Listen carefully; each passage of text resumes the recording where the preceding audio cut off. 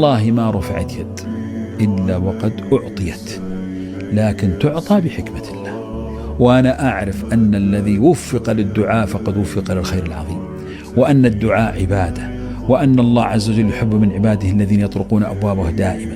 هذا الإنسان هو الذي يوفق، تجده حتى لو ما استجاب الله لي خلاص أنا أدعو، أنا مهمتي إني أدعو، أنا مهمتي إني أطلب.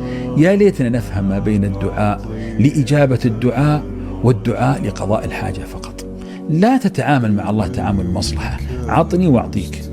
مثل واحد استغفر، قالوا استغفر 6 شهور وبطل، قال ليش؟ أخي أنا استغفر بالرزق وعلى يجي الرزق. لا، كذا ما تتعامل مع الله بهذا المنهج.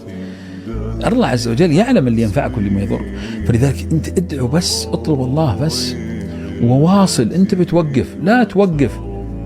جو الصحابة وقالوا يعني ندعو، وقال ادعو فإن الله لا يمل